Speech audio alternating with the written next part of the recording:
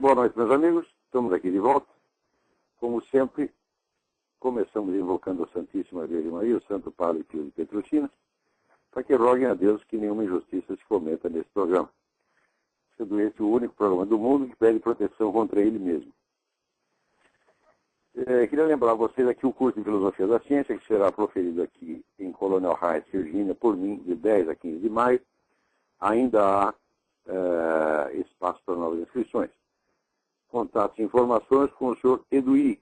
Telefone 041 9974 4443 ou 041 3527 0987.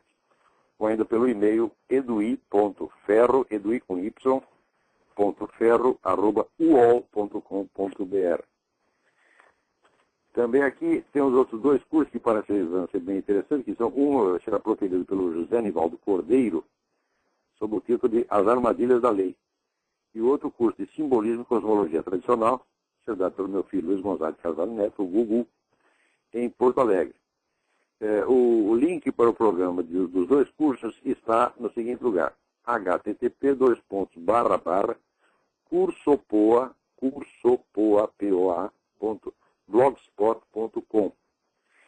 E informações com o André Frantz no endereço cursopoa@gmail.com. Bom, eu creio que o assunto mundial desta semana são as conclusões da investigação do Vaticano sobre essa entidade que se chama Legionários de Cristo, e cujo braço leigo se chama Regnum Christi. Essa entidade tem milhões de membros militantes em todo o mundo, uma entidade riquíssima, fundada no México, financiada, entre outros, pelo arquibilionário Carlos Slim. Então isso aí tem sedes, tem paróquias, tem escolas, em tudo quanto é lugar. Exerceu uma influência danada e foi bastante apoiada pelo Papa João Paulo II. Mais de 20 anos atrás começaram a surgir denúncias de que o fundador e, por meio século, dirigente da entidade, padre Maciel Degollado, estava praticando pedofilia, estava se aproveitando dos jovens noviços. Mas a coisa foi abafada. A direção da entidade processou a todo, intimidou todo mundo, o negócio foi abafado. Houve um inquérito no Vaticano, que então não deu nada. Mas as vítimas continuaram a aparecer. Depois apareceu uma mulher que dizia que tinha filho com o padre Maciel, tá certo? E se relacionava com ela sob outro nome. Ela nem sabia que o sujeito era padre. Ela ficou totalmente escondida. Né? E, por fim, apareceu denúncia dos próprios filhos dele, de que ele tinha relação sexual até com os próprios filhos. Ao mesmo tempo, começaram a ser divulgados em livros, tem até dois livros, um livro que chama Os Ossos do Silêncio, The Vows of Silence, e agora um outro escrito também por um noviço que foi vítima do padre Marcial Maciel, o livro sob o título Our Father That Art in Bed, Pai Nosso que Estás na Cama. Em suma, o sujeito durante meio século abusou de centenas de jovens. Para fazer isso, ele criou toda uma organização que era baseada no voto de silêncio, ou seja, o noviço era forçado a fazer um voto de que ele jamais contaria a ninguém o que quer que se passasse dentro da organização. Isso já é um absurdo, porque na Igreja Católica não existe, pela doutrina católica, nenhum voto de silêncio, a não ser o voto de segredo na confissão. Esse é o único segredo que a Igreja admite. E a doutrina católica é contra qualquer coisa secreta, baseado no versículo em que nosso Senhor Jesus Cristo diz: eu nada ensinei em segredo, tudo eu disse na praça pública. Ou seja, para a doutrina católica, qualquer segredo, além do segredo da confissão, não presta. O cara montou uma organização mundial todinha baseada no segredo. E esse segredo se destinava justamente a proteger as atividades criminosas que ele estava desenvolvendo. Então foram centenas de vítimas que começaram a aparecer e foram todas perseguidas. Ora, Um tempo atrás, o Papa Bento XVI, num ato de coragem, ele tirou do arquivo o inquérito que já estava encerrado e mandou reabrir. Quando viu que aquele padre Maciel tinha feito, o que ele fez? Ele tirou o fato das suas atividades, tirou da diretoria do tal do Legionário de Cristo e Regnum Christi, e mandou o sujeito levar uma vida de recolhimento, penitência e prece. É evidente que ele tinha que fazer isso, né? Só que a coisa ainda continuou. Por quê? Os livros do tal do padre Maciel continuaram sendo usados e eram usados ali no ensino do Legionário de Cristo como se fosse a Bíblia. Os ensinamentos, entre aspas, do sujeito continuavam sendo seguidos à risca. Tá certo? E o sucessor dele na diretoria, que é um sujeito chamado Álvaro Corcoeira, que eu prefiro chamar de Álvaro Porcoeira, tá certo? Continuou tratando a figura, né? Dizendo, estamos muito tristes com o que aconteceu, mas nós temos que reconhecer, né, o grande carisma que tinha o padre Maciel, nosso fundador. Então, isso continuou puxando o saco do Maciel depois de saber tudo isso. Inclusive, jogando, né, de uma maneira extremamente maliciosa com o duplo sentido da palavra carisma. Porque o padre Maciel era realmente um sujeito impressionante. Ele conseguia atrair todo mundo, botar todo mundo para dentro da organização e conseguia extorquir dinheiro de tudo quanto é bilionário no mundo. Essa é talvez a organização católica mais rica que já existiu. E tudo isso num tempo muito rápido. Então, a palavra carisma, né, gente, eu vou ler para vocês aqui na Enciclopédia Católica a definição de carisma, para vocês verem até onde vai a malícia desse seu porcoeira. Carisma. Dom divino espiritual dado a indivíduos ou grupos para o bem da comunidade. A palavra foi introduzida com esse sentido pelo apóstolo São Paulo, aspas. A cada um é dada a manifestação do Espírito para o bem comum. Todos esses dons são ativados por um só e mesmo Espírito, que confere a cada um individualmente, tal como o Espírito escolheu. Fecha aspas. 1 Coríntios, capítulo 12, versículos 7 e outros. Daí esclarece aqui a enciclopédia. Embora alguns carismas sejam extraordinários, como a profecia ou as curas, a maior parte deles são poderes ordenados ao crescimento da comunidade cristã. A pregação, o ensino, a administração, a generosidade são carismas importantes. Ora, será que para o sujeito construir uma organização secreta que está protegendo, né, os seus crimes de pedofilia e incesto, ele fez isso com o dom do Espírito Santo? Ora, porcoeira, vai tomar no olho do seu cu. Você é um mentiroso, safado, você acobertou essa merda. Esse porcoeira, durante 40 anos, foi o braço direito do Maciel. Foi ele que organizou a perseguição às vítimas que denunciavam os crimes. Então, é claro que, se fosse, vamos dizer, apenas crimes individuais, se ele cometeu um crime de pedofilia, cometeu estupro, qualquer coisa, aí é um assunto. Agora, se você monta toda uma organização baseada no segredo, tá certo? E mais ainda, como se comprovou depois, vocês podem observar no site www.Regain Network, Regain, R-E-G-A-I-N, Network, tudo junto, sem ponto, regainNetwork.org, dê uma olhada lá, você tem depoimentos, você tem estudos científicos. Depois se comprovou que todos os métodos usados para a regimentação e treinamento dos discípulos eram os métodos de controle e manipulação de conduta que são usados, por exemplo, nessas seitas tipo Rajneesh, Meninos de Deus, etc, etc. Ou seja, os Legionários de Cristo não se distinguem em nada dessas seitas, exceto num ponto. É uma organização muito mais criminosa do que todas elas. Porque já Rajneesh, por exemplo, pode ser um verdadeiro suíno, mas nunca se ouviu que o Rajneesh, né, comesse seus discípulos de 14 e 15 anos, muito menos que ele tivesse relações sexuais com os próprios filhos. Tá certo? Isso aí só o pessoal do Menino de Deus fazia.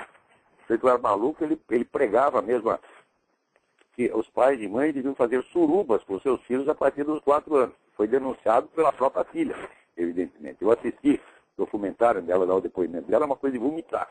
E o seu Maciel está fazendo exatamente a mesma coisa que o cara do Menino de Deus fazia. Tá certo? Só que em escala muito maior. Tá certo? E usando a própria Igreja Católica. Ora, como é que você pode classificar isso apenas como um crime de pedofilia? Isso, vamos dizer, é um caso de infiltração satânica dentro da igreja para destruí-la desde dentro. Isso é muito mais grave do que a própria teologia da libertação. Por quê? Porque o padre Maciel arrebanhava os seus discípulos entre as pessoas conservadoras, as pessoas que queriam que a igreja voltasse à sua tradição de antigamente, né? Limpando-a de todas as nódoas que foram introduzidas, foram colocadas na igreja pelo Concílio Vaticano II. Então, eram as melhores pessoas, as pessoas de melhor intenção dentro da igreja, foram essas que o padre Maciel foi pegar. Quer dizer, aquele jovem, né, ingênuo, idealista, né, que quer voltar à religião de antigamente, que por azar, em vez de ele cair numa organização séria, numa sociedade de São Pio X, uma coisa assim, foi cair logo na mão desse acelerado, tá certo? Aliás, desse bando de acelerados. Então, é claro que isso aí é uma infiltração tão grave quanto aquela que foi feita pela KGB a partir dos anos 30. Talvez seja mais grave ainda. Por quê? Porque esse negócio de teologia da libertação, toda essa ala esquerdista da igreja, ela tem uma identidade visível pela qual você a reconhece. Agora, esse camarada, ele foi montar isso exatamente no centro, no coração, quer dizer, da igreja que é fiel a Cristo. Da igreja conservadora, da igreja tradicionalista. Para quê? Olha, Santo Agostinho já dizia isso aí, que todos os pecados, né, se apegam ao mal para que se realize. Só o orgulho, a soberba demoníaca se apega ao bem para que o bem pereça. E foi exatamente isso que fez esse filho de uma puta chamado Maciel Degolhado, com a ajuda de Álvaro Corcoeiras e outros, e não sei mais quantos. Tá? Por exemplo, eu sei que aí no Paraná tem um tal de Padre Celso que andou pegando vários alunos meus e levando para essa merda. Né? Eu cheguei a pensar durante o tempo desconfiar um pouco desse Padre Celso. Aí depois falei, não, estou julgando ele mal, até pedi desculpa. Eu falei, Padre, julguei o senhor mal. Agora estou pedindo desculpa, ele tem pedido desculpa. O Padre Celso não presta. Quem quer que trabalhe para esse Legionário de Cristo não presta. Vocês são todos cúmplices desse Marcel Maciel. Porque mesmo depois de revelados os crimes, vocês ainda continuam falando do carisma do fundador. O carisma fundacional. Olha, carisma fundacional é o carisma que o fundador de uma ordem religiosa transmite a seus discípulos ao longo dos séculos. Como, por exemplo, os franciscanos se beneficiam do carisma de São Francisco, os beneditinos do carisma de São Bento, e assim por diante. Agora, vamos dizer que vocês todos estão se beneficiando do carisma de Maciel Degolhado? Ora, seu porcoeira, vai a merda! E vocês que são católicos e que estão me ouvindo, vocês que são líderes de organizações católicas, vocês têm obrigação de exigir, de cobrar do Vaticano uma punição exemplar e até o fechamento dessa entidade. Porque eu não vejo como consertar uma porcaria dessa. Tem que fechar a entidade e os membros bem intencionados têm que ser integrados em outras ordens religiosas, porque não é justo que eles sofram pelo pecado e pelo crime que eles próprios foram vítimas. Então, vocês têm que fazer isso pelo seguinte. Essa turma tem um monte de defensores no Vaticano. E por defensor, por boa razão, vocês devem ter lido na revista Veja a entrevista do padre Gabriele Amott, que é o maior exorcista do mundo, dizendo que rituais satânicos estão sendo praticados dentro do Vaticano por bispos e cardeais. Isso quer dizer, o nosso Papa está cercado de traidores. Cercado. Não é para confiar em ninguém. Gente, não confie em alto funcionário, não confie em secretário de Estado, não confie em ninguém. Nessa altura, o Papa quer fazer a coisa certa. Foi ele que reabriu o inquérito que estava fechado. Ele que mandou investigar. E ele quer sanear essa coisa. Agora, a resistência que existe a isso dentro do Vaticano é uma coisa assombrosa. E você tem a obrigação de dar apoio ao Papa para fazer a coisa certa. Então, escrevam para o Vaticano. Façam abaixo-assinado. Vocês que são representantes de entidades católicas, pessoal do Opus Dei, pessoal da TFP, pessoal da, sei lá, qualquer organização que seja. Eu não represento organização nenhuma. Eu represento somente a mim mesmo. Tá entendendo? Que não é uma grande coisa. Mas vocês que têm alguma liderança na comunidade, vocês têm obrigação de dar apoio ao Papa antes que a excelente intenção que ele tem de buscar a verdade, de punir os culpados, seja sufocada sob pressão de pessoas interesseiras e malignas. Você tem obrigação de dar o reforço para o Papa. Olha, parece que a profecia de Malaquias está se cumprindo. Diz, no fim, o Papa fica isolado em Roma, cercado apenas de poucos discípulos fiéis que o apoiam. Tá, eu não sei se é isso mesmo que está acontecendo, mas se essa é já a realização da profecia ou se é apenas um ensaio geral. Né? Mas a situação agora é essa. Peraí, tem alguém na linha. Vamos ver. Quem está na linha aí? Alô? Alô? Olavo? Eu? Doutor Olavo, aqui está falando Silvério de Belo Horizonte. Sim. Eu me tornei aluno do senhor há pouco tempo e gostaria de agradecer ao senhor as lições que o senhor tem dado a parcela aí da população do Brasil que está tentando superar esse estado de coisas. Gostaria de agradecer e dar o parabéns inicialmente. Muito obrigado. Senhor Olavo, eu gostaria de perguntar ao senhor o que o senhor acha dessa notícia que acabou de ser veiculada no Globo News da indicação da autoridade palestina para que o Lula se torne o próximo secretário-geral da ONU. Eu vou comentar esse assunto daqui a pouco. Assim que eu vou pedir para você um pouquinho de paciência. Sim, eu comento isso daqui 2 minutos. Mas deixa eu terminar o negócio que eu estou falando aqui do Legionário de Cristo, que isso é uma coisa essencial, tá bom? Te agradeço, assim que eu terminar isso, eu entro no seu assunto. Tá, obrigado. Muito obrigado. Então, o que eu estava dizendo, gente, é o seguinte. Você tem que dar mão forte ao Papa, porque ele está querendo corrigir essa situação, limpar essa sujeira toda. Mas tem muita gente contra ele. O secretário de Estado, atual secretário de Estado, é um ardente defensor dos Legionários de Cristo. Aqui nos Estados Unidos tem lideranças católicas importantes, George Weigel, que é talvez o intelectual católico de mais ampla audiência, não é o maior de todos, mas o de mais ampla audiência, é um defensor dos Legionários de Cristo. Porque reconhece, houve um pecado, houve um crime e tal, mas tem o carisma. Carisma é o caralho, isso não é carisma, porra. Isso é carisma no sentido popular. Sentido popular, carisma é a atração que o indivíduo, às vezes maligno, exerce sobre pessoas, grupos e às vezes nações inteiras. Por exemplo, Hitler, sabe-se, líder carismático. Né? Lenin, líder carismático. Fidel Castro, líder carismático. E esse filho da puta desse Álvaro Porqueira continua usando a palavra carisma, tá certo? Jogando com duplo sentido. É claro que o Marcel tinha carisma no sentido que Fidel Castro tem. É uma figura atraente, atrativa, até hipnótica. Tá certo? Mas carisma, no sentido que a palavra tem na doutrina católica, esse sujeito jamais teve. É uma blasfêmia usar a palavra carisma com relação a isso. Quer dizer, o carisma dele atraiu os meninos para a cama dele, atraiu o próprio filho, tá certo? Para que ele violasse o próprio filho na sua própria cama. Dizer que esse negócio não é diabólico, então vocês não sabem o que é diabo, vocês não entendem merda nenhuma de religião. Dizer que isso é apenas pedofilia? Não, meu filho. Isso aí é satanismo. Isso aí é a blasfêmia deliberada, constante e contínua ao longo de 50 anos, destruindo a igreja por dentro, sob os pretextos mais lindos e sublimes. E depois, esse pessoal, por exemplo, eles gostam de, eles encantam as pessoas com essa grande manifestação coletiva, junta gente num monte de estádio, o sujeito vai lá fala meia dúzia de besteira, e sai todo mundo chorando e dizendo, ao padre fulano, seu porcoeiro é santo.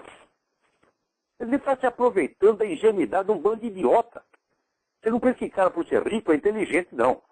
Se enganaram o Carlos de Lima. Bom, Carlos de Lima é um homem bom. Todo mundo no México sabe que Carlos de Lima é um homem bom, bem intencionado. Agora, chega um filho da puta desse lá, né, faz o Carlos de Lima dar uma choradinha, o homem já assina, toma lá um cheque de $1 milhão, $2 milhões, $10 milhões. E do meu modo estão enganando um monte de gente. Então, e são todos culpados. Todas as pessoas que são dirigentes e que têm função de liderança, por grande ou pequena, dentro da organização, são todos culpados, porque todos têm a obrigação de denunciar. E, na verdade, ajudar a tapar a boca das vítimas. Veja, quem está falando essas coisas não são meninos que foram abusados, são homens de 60, 70 anos que estão contando aquilo que se passou na sua juventude, que estragou, destruiu a sua vida, tá certo? E que a denúncia foi sufocada, primeiro por esse maldito, satânico voto de silêncio, e depois por perseguições judiciais movidas sob a liderança do seu Porcoeira. Tá certo? E só agora, com um atraso enorme, a coisa começa a aparecer. E a gente imagina o Papa sozinho no Vaticano, cercado de filha da puta por tudo quanto é lado. Tá certo? E vocês aí que se dizem católicos, né? Vocês têm que se mobilizar para defender o Papa. Agora nós vamos ver quem é católico e quem não é.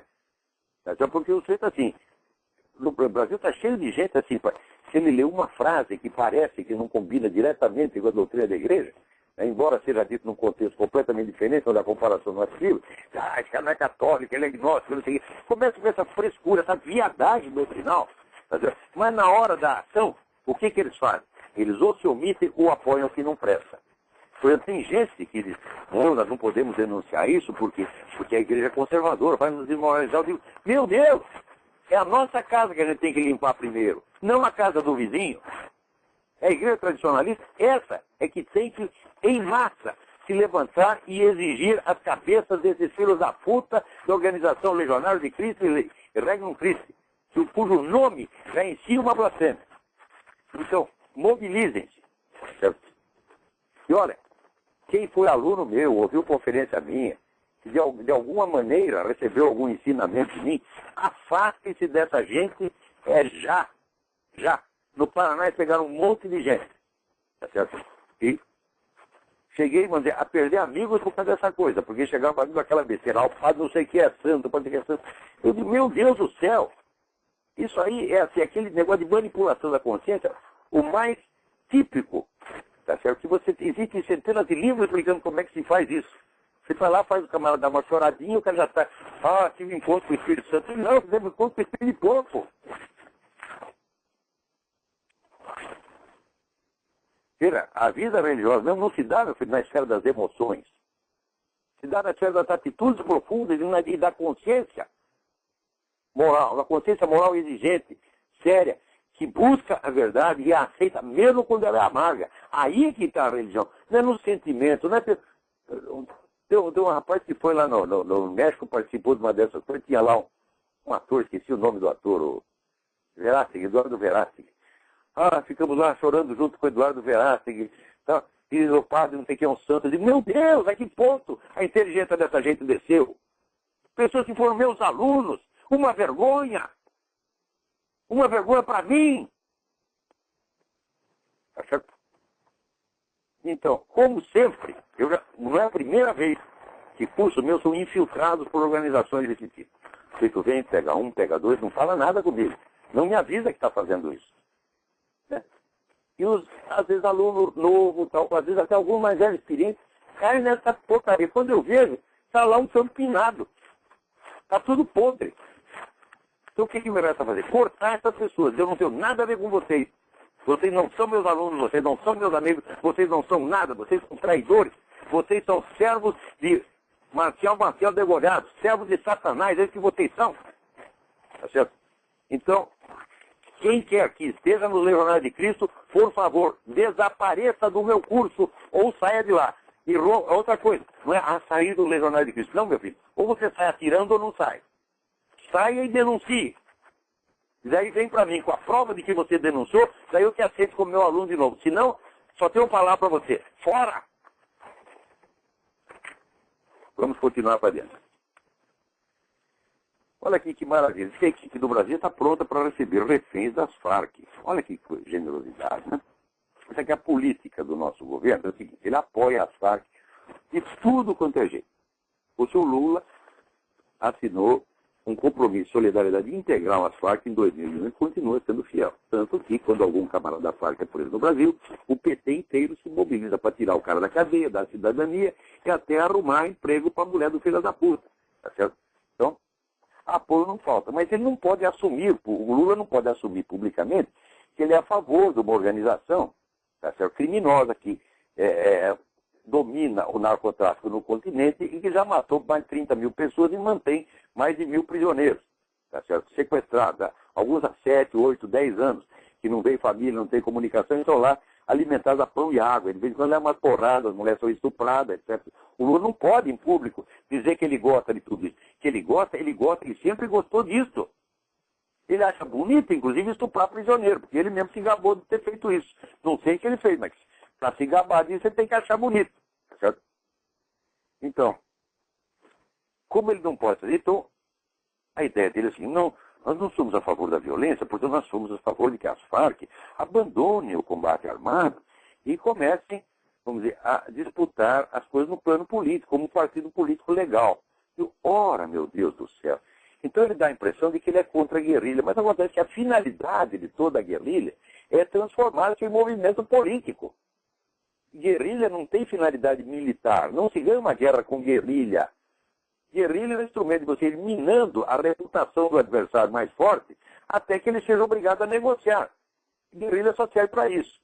Então, o que o Lula está pretendendo é exatamente que o objetivo pelo qual a Farc lutou durante 30 ou 40 anos seja agora realizado.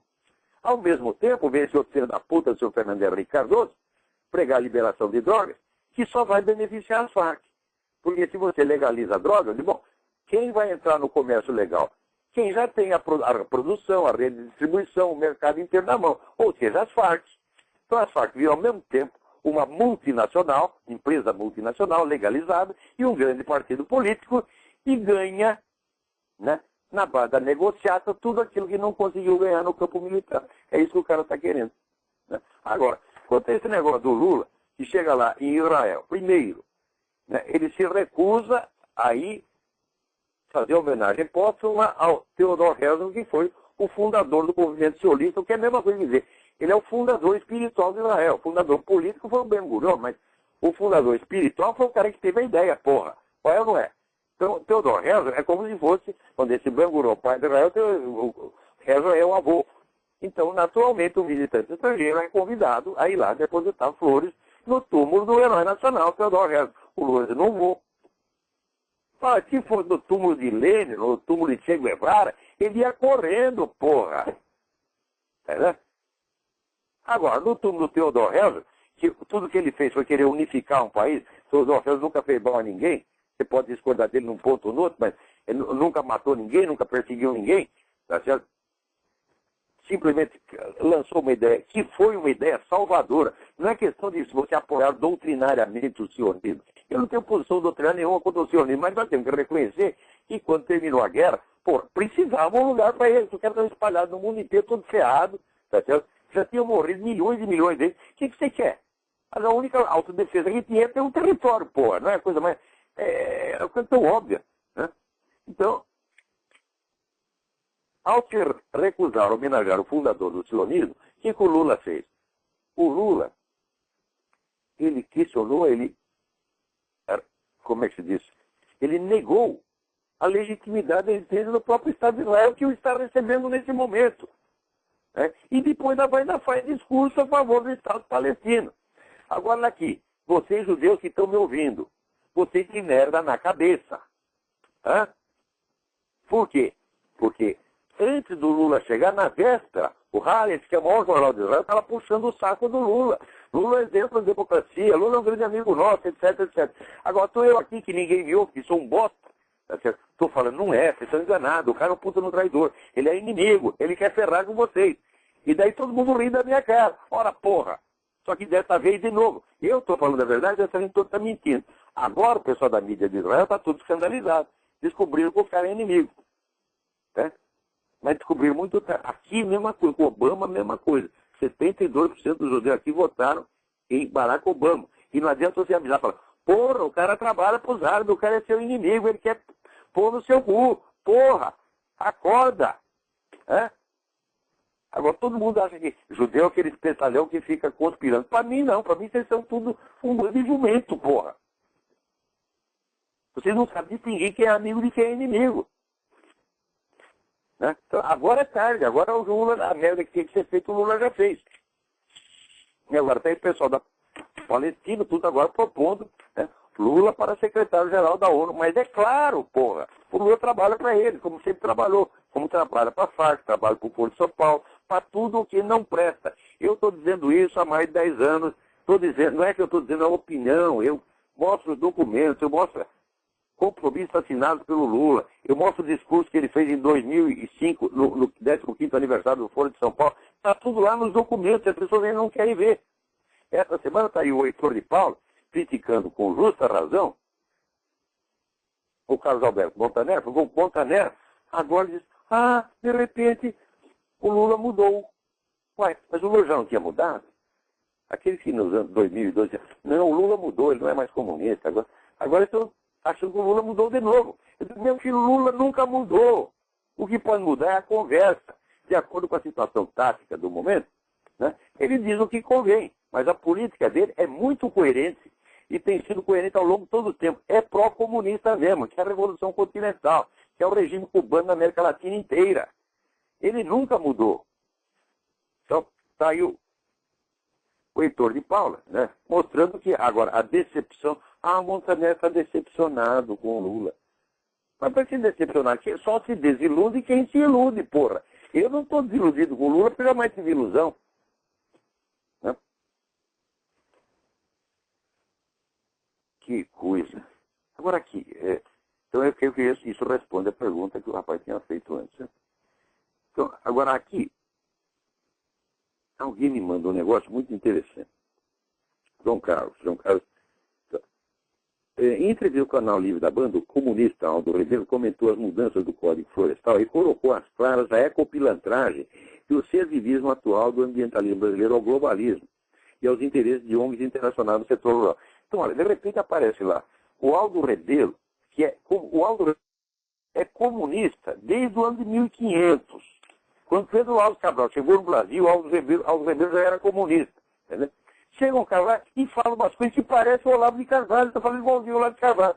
Porque como é que acontece isso? Como é possível? Eu vou te explicar, não, cara. O Aldo Rebelo é filho de uma época em que os comunistas se aliaram aos fascistas do Vargas e criaram uma simbiose de comunismo e nacionalismo. Do qual saiu o próprio Brizola, saiu desse meio, sabe?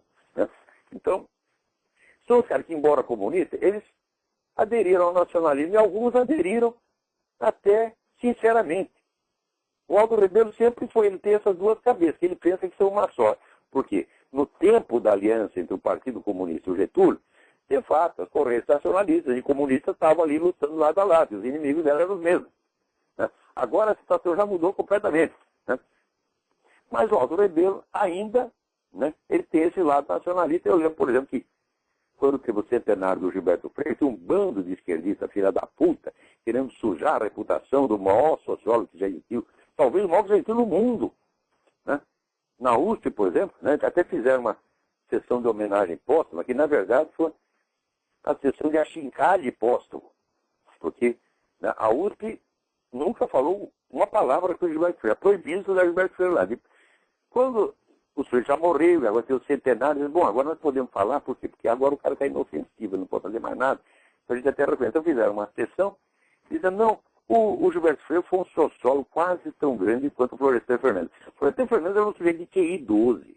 Bem dizia o Alberto Guerreiro Ramos, este sim, né, um grande cientista político, que fugiu do Brasil para lecionar aqui nos Estados Unidos. O problema do Florestan Fernandes é muito simples, ele é burro. Né? Então, e os caras vão lá e fazem uma sessão para comparar esse jumento com o Gilberto Freire. Quer dizer, fingindo que está homenageando. Né? Eu me lembro até, tenho dois filhos do amigo meu, que uma vez, dois menininhos, eles brigaram, né? Daí chegou a mãe das mães, não, façam as pazes, né? Então, deem as mãos. Daí o sujeito estava dando a mão, mas embaixo não estava pisando no pé do outro. Né? Então, parecia a mesma coisa. A USP fez isso. Vamos fazer homenagem ao cara, a gente aproveita a homenagem para falar mal dele. Né? Então, e eu lembro que nessa ocasião, dessa turma da esquerda, o único que se juntou comigo para defender a reputação do falecido Gilberto Freire foi o Aldo Rebelo. Né? Então estava lá todo mundo descendo o cacete e nós, não, vocês estão completamente enganados. Tá? Então o Aldo Rebelo tem essas coisas. Eu não posso negar que o patrocínio do Aldo Rebelo é sincero. Só que ele pensa que o dos outros é sincero também. Ele pensa que na esquerda tem nacionalista, tem patriota como ele. Não tem, Aldo. Vê se tu acorda, meu. Esse negócio de comunismo e nacionalismo, até, isso aí é você querer misturar água com óleo. Não mistura, meu filho. Não vai. Você está entendendo? Você vai ter que desistir de alguma parte. Então, eu sugiro que você desista do comunismo. Porque atualmente o movimento comunista está todo trabalhando para essas mesmas ONGs internacionais que você está combatendo. Você vai ver lá, quem financia a esquerda da América Latina? Né? É Rockefeller, é George Soros. É o mesmo que financia essas ONGs, meu Deus do céu. Globalismo e comunismo atualmente é a mesma coisa. Agora, e nacionalismo, eles foram esvaziando o sentido do nacionalismo brasileiro para transformá-lo em puro anti-americanismo. Ou seja, é um nacionalismo puramente negativo. Se ele não afirma os valores nacionais, aliás, os despreza, posta em cima de tudo de bom que o Brasil fez, tá certo? E depois ainda faz apelo ao nacionalismo. Isso aí é que nem aquele festival de rock que teve lá em Porto Alegre, está todo mundo lá dançando rock americano o dia inteiro. Né? De repente apareceu uma bandeira americana na tela, todo mundo vaiou. Eu digo, olha meu saco, você está lá dançando música americana, tomando Coca-Cola, vestindo calça jeans, você incorporou o espírito do roqueiro americano. Daí aparece a bandeira de tudo isso, e você costa em cima, e você está maluco completamente, né? Alô, tem alguém na linha? Alô, boa noite. Boa noite. Olá, professor, tudo bem? Tudo bem? A respeito do que o senhor estava comentando primeiro, a respeito do Lula... Quem está falando? Identifique-se, por favor. Opa, Yuri Calil, aqui de São Paulo. Yuri Calil, muito bem, pode falar. Tudo bem. O que eu queria, na verdade, era para que todos os ouvintes, desejar para todos os ouvintes que façam o curso de filosofia e também o de inglês. Entendeu? Que nem a última aula que o senhor deu, a gente consegue entender muito mais profundo o que o senhor está falando. Eu entrei na aula 20, tá certo? E é incrível o quanto que a gente melhora, entendeu? E eu fui aluno da USP também, sabe, professor? Enfim, o senhor está super certo. Eu acho que a minha interferência ao ligar era principalmente para isso, tá certo? E muito melhor, assim, eu estou adorando o curso. E o outro ponto que eu queria perguntar era o seguinte, por exemplo, a respeito do Karl Marx, eu posso falar que ele é um picareta. Mas por que eu posso falar que ele é? Tá certo? E o segundo ponto que eu queria falar era o seguinte, professor. Como é que falar? A respeito do que o senhor falou para a gente fazer um voto de não emitir opinião. Tá certo? Numa aula eu acabei fazendo isso, entendeu? Eu só falei, professor, que a gente devia buscar a verdade. Ele falou assim, não, mas isso é... A verdade não existe, ela é relativa, tal. Aí eu falei para ele, mas o que o senhor está falando, é verdade ou é relativo? Entendeu? Pois essa coisa de verdade não existe, verdade relativa, isso é feio do verbal, não quer dizer nada, porra. É claro que a verdade é relativa, mas uma coisa relativa é relativa a outra coisa, que é por sua vez relativa a outra coisa. Se isso consegue indefinidamente, tá certo? Então você criou o relativismo absoluto. Então o relativismo absoluto não dá para você falar nada, você tem que calar a boca. Agora, esses caras são relativistas só da boca para fora, porque eles dizem que tudo é relativo, mas no instante seguinte eles te impõem a opinião deles como se fosse absoluto.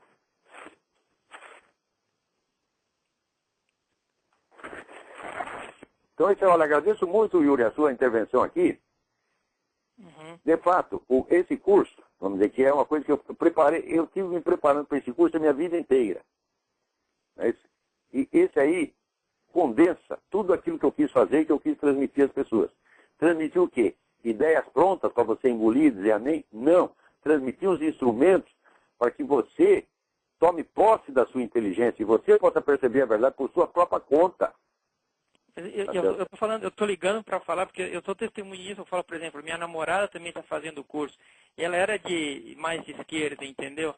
É incrível a evolução que a gente tem só de ouvir. A gente não é tão ativo assim, entendeu? A gente é mais da área de exatas e o benefício é enorme. Então, quando as pessoas estão ouvindo o programa, assim, vê às vezes o senhor falando, tudo não sabe da dimensão do que tem por trás.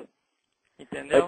Mas exatamente, aqui no programa é só um comentário breve e superficial das notícias da semana. Algumas notícias, eu estou aqui com 87 páginas de notícias, eu vou poder comentar 8, se conseguir. Né? Mas no curso a gente aprofunda e dá os fundamentos daquilo que está falando. Então, E o objetivo do curso falar, é preparar o pessoal pessoas. confia, né, meu? Confia que é verdade. A gente estuda, vai, checa, e é mesmo. Não dá errado. O que eu estou falando não é para tu acreditar, tu vai checar por si mesmo, tu vai ver os documentos, vai ver as fontes, daí você vai ver se eu estou falando a verdade ou estou mentindo. Se eu estiver errado, você me avisa. Quantas vezes já não tive aqui que me corrigir? Outro dia mesmo estava comentando aqui que o último capítulo do Jardim das Aflições tem coisa errada, do meu livro Jardim das Aflições tem coisa errada ali. Porque na época que eu escrevi, eu não sabia nada do movimento conservador americano. Eu pensava que aquilo era uma titica de galinha. Depois que cheguei aqui, eu vi que é um negócio pujante, poderoso. Então, quer dizer, a minha imagem dos Estados Unidos estava viciada, tá certo? Pelas fontes brasileiras, que são todas baseadas na esquerda americana. Outras vezes, quando eu li aquele livro daquele merda, daquele Júlio José Chiavenato, Genocídio Americano, acreditei na porra do livro. O livro do John Cornwell, sobre o Papa Pio XII. Acreditei naquela merda. Depois eu vi que era tudo furado. Por quê? Porque alguém me avisou. Então, quando a gente vem me corrigir, está me fazendo um bem. Né?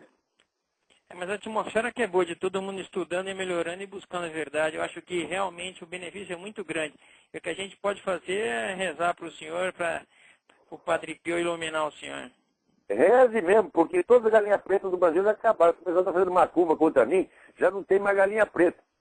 Aí tá que nem dizia o pessoal do Cacete do Planeta. Os Estados Unidos já tão ruim que já estão usando caldo quinó para fazer macumba. Tá certo, senhor. Abraço. Boa noite. Abraço, obrigado. Olha aqui, agora, o pessoal do PT fica se fazendo de ofendidinho por causa das denúncias do promotor Zé Carlos Blas. Né? Olha aqui, já está aqui, estão colocando 100 milhões de desvios de dinheiro com cooperativa ligada ao PT. E aquele negócio do banco que faz para financiar a construção, o sujeito paga ano após ano, aquele dinheirinho suado, você está entendendo? O cara trabalha dia e noite para realizar o sonho da casa própria. E o filho não tem casa própria, merda nenhuma, não construíram porra nenhuma. Embolsaram tudo para ajudar o PT.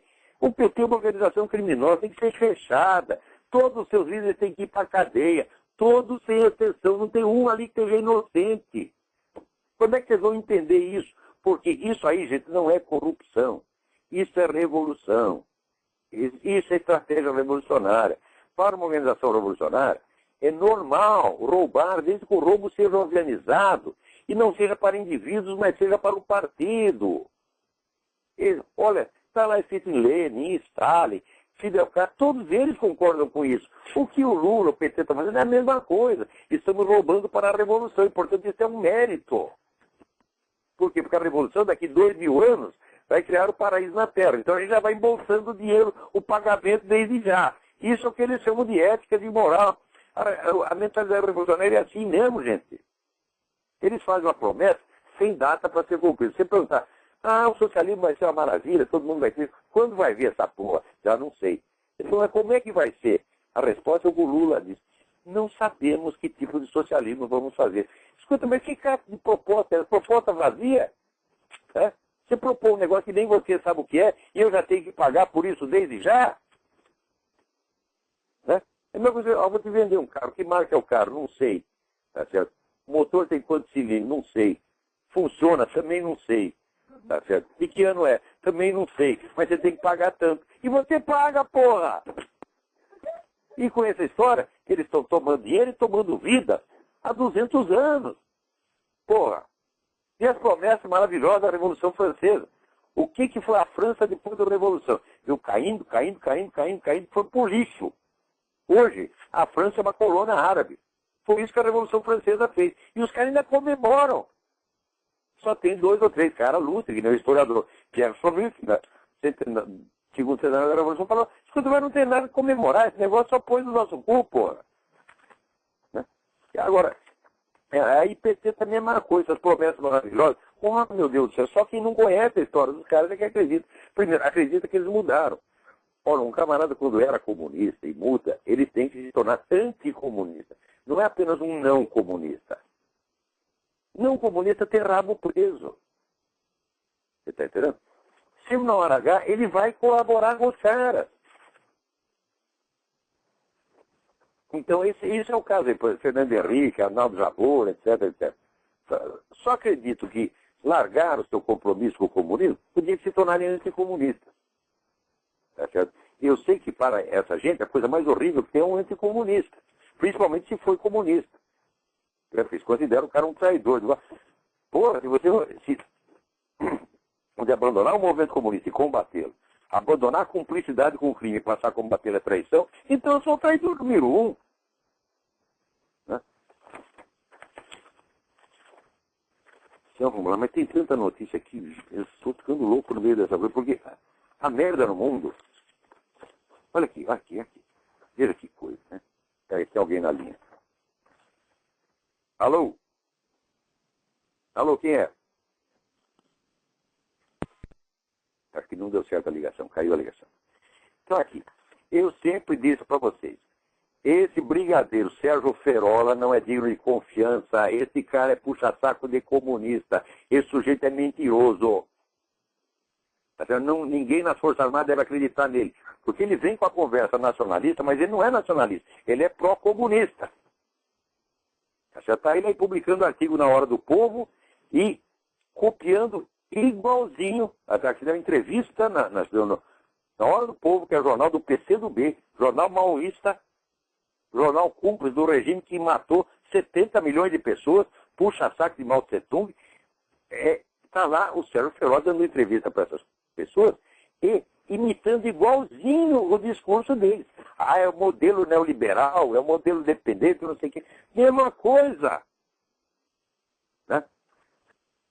Agora está aí lançando a candidatura do brigadeiro Hércio Braga. Eu digo, militares que estão me ouvindo, Hércio Braga está no esquema do Foro de São Paulo. Essa gente toda trabalha para o Foro de São Paulo. Vocês são cegos, não enxergam, não? Tem com a conversa nacionalista, patriota, engana vocês, mas quando vai ver, estão tudo lá na Hora do Povo, tá certo? Estão puxando o saco dessa gente. Não é para acreditar. Tá certo? Olha, eu não votaria no Hércio Braga para gerente do posto de gasolina. Tá? Porque eu sei que daí eu estou entregando o posto de gasolina para a esquerda continental, para o Foro de São Paulo, para a Farc. Não são dignos de confiança. O general Durval de Andrade Neres não é digno de confiança. Trabalha para os comunistas. Hércio Braga trabalha para os comunistas. Ferola trabalha para os comunistas. Não é porque o cara está fardado que ele é patriota. Quando é que vocês vão entender, porra? Eu confesso, eu já escrevi que no Brasil eu só vi patriotismo nas Forças Armadas. Não vi mais em parte alguma. Fora tem um ou dois. Né?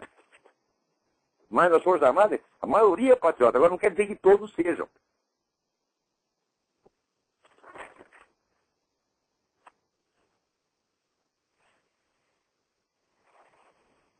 Aqui, tá.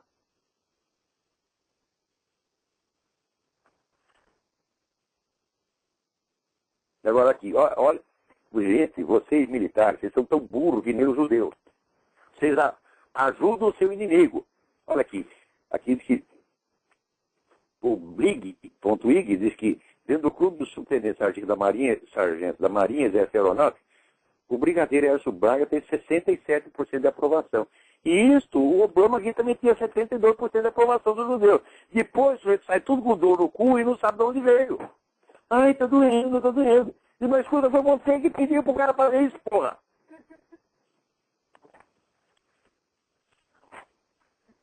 Olha,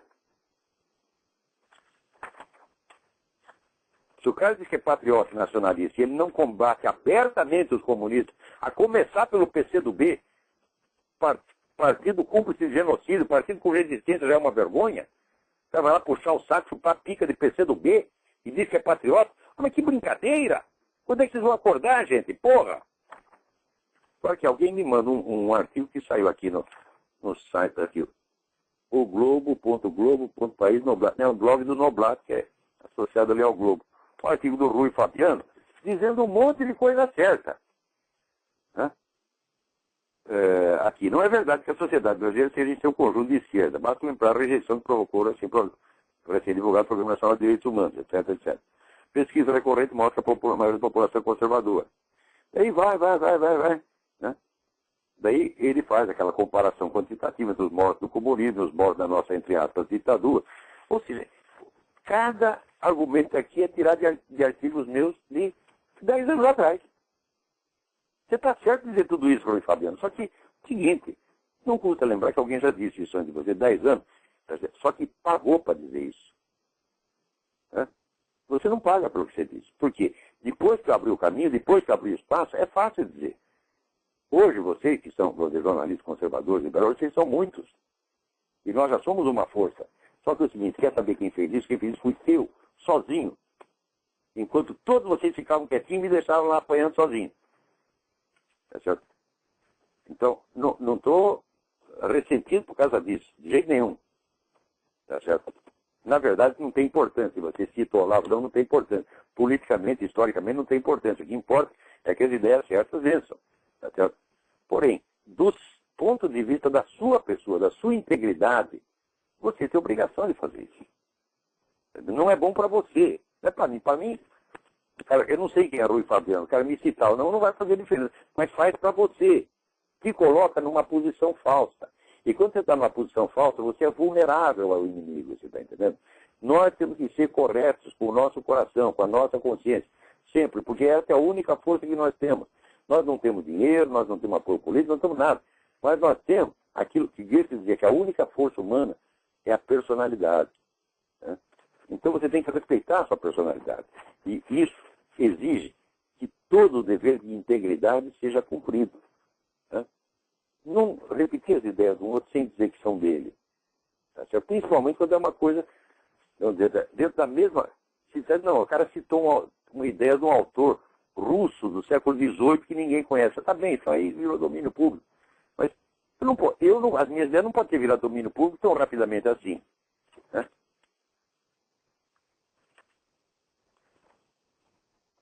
Então aqui, também, alguém me passa aqui, lista que saiu na Veja, né, das vítimas dos terroristas de esquerda. Essas vítimas, que daqui tem uma lista de 120. Ninguém está recebendo indenização, ninguém está com cargo público, ninguém é ministro, ninguém é presidente estatal, tá certo? Ninguém tem verba do Banco Ópio, tem verba do Mensalão, não tem nada. Estão tudo lá fudido e mal pago. Tá certo? Então, vocês veem que a atitude desse pessoal é assim. A linguagem moral deles traduz apenas interesse partidário. Para eles, o bem é aquilo que ajuda eles. O mal é o que ajuda o adversário. Eles não têm noção de uma moral que é superior, né, às contingências políticas do momento. Você vê, por exemplo, se você pegar capitalismo e socialismo, eles surgiram, vamos dizer, uns poucos séculos atrás. Mas as virtudes e os vícios já eram conhecidos milênios antes. Por exemplo, o que era um soldado valente e um soldado covarde no tempo do Império Romano, do Império Egípcio? Era a mesma coisa que hoje nós chamamos soldado valente e soldado covarde. O que era um adúltero naquele tempo? Era o sujeito que comia a mulher do vizinho. E hoje o que é? É o sujeito que comia a mulher do vizinho, porra. Então, a moral é muito mais antiga do que as correntes políticas. Uma coisa não pode se identificar com a outra 100%. Tanto que, por exemplo, se a gente é pró-capitalista, eu sou pró-capitalista, mas isso não quer dizer que eu vou aprovar tudo o que se faça em nome do capitalismo. Eu não vou sair aplaudindo Jorge Soros porque é capitalista. Agora, esse pessoal não. O bem e o mal em si mesmo não existem. Só existem como expressões dos interesses partidários. Aí outro dia o doutor Edir Schader falando dos ex-esquerdistas que eles se venderam. Eu me vendi a quem? Cadê o dinheiro? Cadê o pagamento? Caralho! Hã? Quer dizer, ele não imagina a hipótese de que no outro lado possa haver pessoas honradas que estão fazendo a coisa por boa intenção. Olha, eu acabo de reconhecer aqui que o Aldo Rebelo é um homem honrado. Já proclamei isso 1000 vezes. É? E eu acho que 50% do Aldo Rebelo está certo, o outro 50% está errado. Metade. Mas que ele diz a verdade quando ele a percebe, tal como ele a percebe, eu não posso negar que ele faz isso. Mesmo quando a verdade é inconveniente para a sua agremiação política. Agora, quem no PT é assim? Quando que o seu Emir Sader se descobriu a verdade que é contra o comunismo, contra os interesses, por isso ele vai dizer, não, ele vai esconder embaixo do tapete como sempre fez. Então, olha aqui, essa lista de 120 é muito modesta, mesmo porque todas as listas de vítimas do terrorismo esquecem uma coisa. Desses terroristas brasileiros que foram para Cuba, muitos se tornaram funcionários do governo cubano. Então são cúmplices do assassinato, da morte de 100 mil pessoas, porque aquele negócio de 17 mil são só aqueles que foram fuzilados e que são publicamente conhecidos como tais. Agora, se você pegar, quantas pessoas mataram em Angola? Hã? Em Angola mataram 15 mil. Hã? Quantos mataram em outras intervenções militares? E assim por diante. E todos aqueles que o governo cubano mandou para morrer em outro lugar. Soma tudo isso e dá aí o que o livro negro da Revolução Cubana diz, 100 mil pessoas. E esses terroristas brasileiros, todos eles, incluindo o seu Gabeira, são todos cúmplices disto. E nunca denunciaram. No máximo, agora a situação mudou, o contexto histórico é outro, agora a violência não tem mais cabimento. Ou seja, eles são contra a violência por motivos táticos, não por motivos morais. Tá certo? E assim vai. Agora, quem está certo aqui? Dissidente cubano Guilherme Farinas, que está em greve de fome há 18 dias em protesto contra a morte do outro, Orlando Zapata, que morreu de fome na cadeia. Tá certo? E esse que a dona Dilma, entrevistada, ela disse, não, mas esses caras cometeram um crime comum. E o repórter não tem 2 culhões, não tem nem meio culhão. Não é capaz de dizer para ela, fizeram um crime comum como a senhora? A senhora é assaltante, porra! O que é isso? Então, o cara diz o seguinte, diz, considero que o Lula é um assassino. Ele poderia ter cancelado a visita a Cuba, mas não fez isso, preferiu negociar com o país. De acordo com o cubano, Lula pode ser considerado um assassino ao lado de Raul Castro, pois por aí Orlando Zapata também era um preso comum, que os líderes desrespeitaram a sua memória. É isso mesmo. Agora o Farinas, que está lá na... Puta merda, você vê a fotografia dos que ele tem 48 anos, parece 78. O cara está acabado. Acabaram com ele na prisão cubana. Agora, os prisioneiros brasileiros, você vê as fotos deles. Tem a foto que saiu na primeira página, todos os jornais, todos trocaram. Acho que 48, não lembro se 42, 48 prisioneiros. Né? Foram trocados por embaixador, foram todos mandados para Cuba. Não tem um que seja magrinho. Estão todos gordinhos. Tem contraparente minha que eu fui buscar na cadeia, no dia que saiu. E que todo mundo dizia, não, ela apanhou tanto que perdeu um rim. Eu chego lá, estou esperando que eu vou caçar os pedaços de um semi-cadáver. Ela tá a mulher, gorda, corada, alegre. Eu digo, o que é isso, porra? Agora, vai ver, dá uma olhada na foto do Guilherme Farinas. Saindo aqui. Olha, procura lá, http://jovempan.uol.com.br. Procura lá, Guilhermo, com 2 L's, Fainhas, com tio em cima do N. Procura lá que você vai ver a cara do fulano, como é que ele tá, coitado. Agora, os presos políticos do cubano ainda mandam uma carta de protesto ao presidente do Brasil. Carta de protesto tem que dizer no seguinte tempo, vai tomar no cu, seu filho de uma puta, ponto assinado, P de ferimento. Tá? Agora aqui, sai aqui no Prensa Latina. Partidos de esquerda de 43 países condenam campanha contra Cuba. Que campanha, porra? Quer dizer, você reclamar por você de um prisioneiro político morreu de fome. Tá certo? Isso é campanha contra? O que é isso, porra? Agora, saiu uma notícia do Hélio Gaspar. Eu não levo muito a sério o Hélio Gaspar, não, porque o Hélio Gaspar, no tempo da ditadura, cara, assim, no tempo da ditadura ele estava muito bem com os milicos. Quando terminou, ele está muito bem com a turma do governo, do FHC. Termina do FHC, está muito bem com o governo. Epa, peraí. Eu sempre estive mal com todo mundo. No tempo da ditadura eu estava mal. No tempo do FHC eu estava mal. E aqui do PT também estou mal. Então eu não posso gostar muito dessas pessoas que estão sempre bem, né, ricas, saudáveis, coradas, sorridentes. Em todas as situações. Mas o Hélio Gaspar contou um negócio aqui, ó, achei muitíssimo interessante. Né? O Lula, né, ele fez gozação com o cara que morreu durante a greve de fome. Desprezou. Mas onde já se viu greve de fome? Ora, o Lula também fez greve de fome. Só que é o seguinte, ele escondeu umas balinhas no bolso. Está aqui dentro da coluna do Hélio Gaspar. Né? E daí alguém reclamou, falou, companheiro, que escondendo balinha aí. Eu disse, como esse cara é chita? Né? Quer dizer, a greve de fome dele é palhaçada. Mas depois, em 1998, aqui conta o Hélio Gaspar. Porque, olha, tem uma coisa que a gente não pode negar. O Hélio Gaspar tem memória e ele assistiu muita coisa. O que ele esconde de safado. Mas que ele sabe, ele viu muita coisa. Né? Por exemplo, você... 4 volumes de memórias dele do tempo dos milicos, não tem uma vez a palavra KGB. Né? Não tinha ninguém da KGB no Brasil. Ninguém. Olha que coisa maravilhosa. O único país do mundo que está livre da KGB.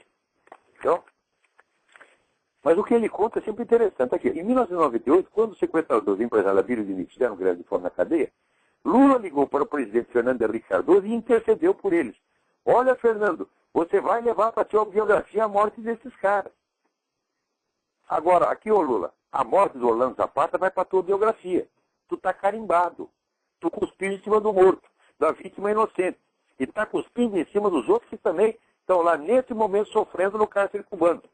Olha aqui, eu mesmo, não foi uma nem 2 vezes, Eu lia em sites cristãos, católicos, protestantes, apelos desesperados de prisioneiros políticos cubanos, chineses, norte-coreanos. E eu mandava para a Folha de São Paulo. Mandava diretamente para o e-mail do senhor Otávio Frias Filho. Um em cada 1000 ele publicava.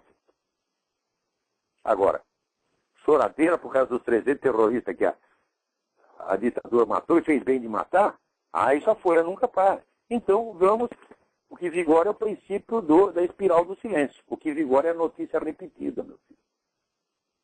Então, no fim, o regime chinês matou 70 milhões de pessoas civis e inocentes. A ditadura brasileira matou 300 terroristas armados. Este último caso fica parecendo muito mais grave do que o outro. É isso que a Folha quer, é isso que a grande mídia brasileira inteirinha quer. Agora, quando o governo se volta contra ela, começa a precisar do interesse dela, aí ela se levanta, né? Democracia, direitos humanos, etc, etc. Eles não estão lutando a favor dos direitos humanos. Estão lutando a favor do direito de eles oprimirem os direitos humanos por sua conta, sem que o governo interfira. Então, é isso aí. Até a semana que vem. Muito obrigado.